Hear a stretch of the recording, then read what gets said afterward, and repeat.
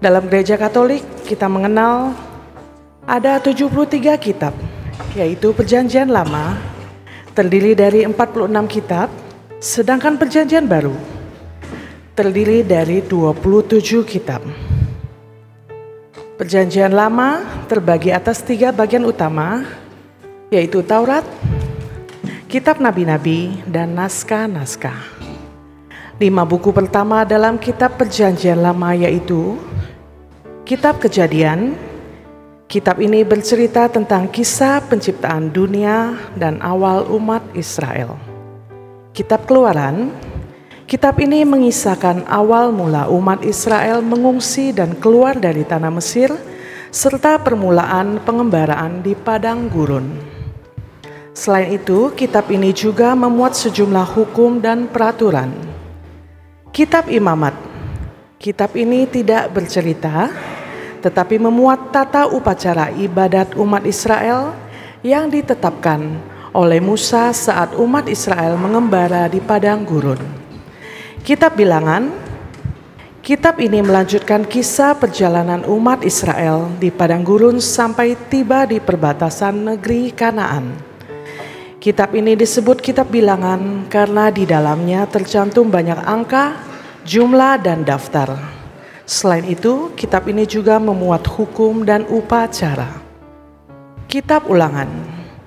Kitab ini memuat sejumlah wejangan Musa. Musa menceritakan kembali asal muasal umat Israel harus mengembara di padang gurun dan hukum-hukum yang pada saat itu disampaikan kepada umat Israel.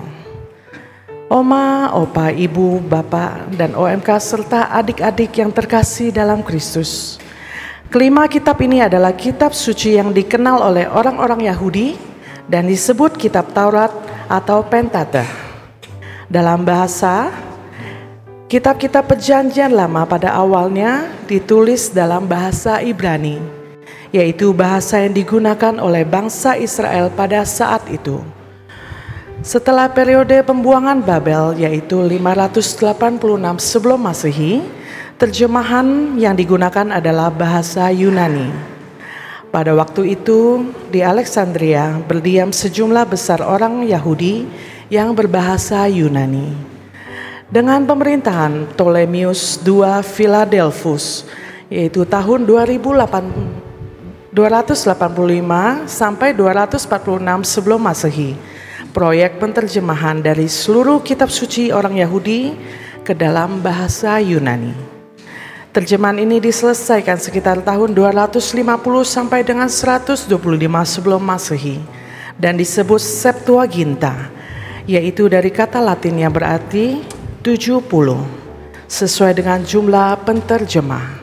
Bahkan 300 kutipan dari kitab Perjanjian Lama yang ditemukan dalam kitab Perjanjian Baru adalah berasal dari Septuaginta. Harap diingat juga bahwa seluruh kitab Perjanjian Baru ditulis dalam bahasa Yunani.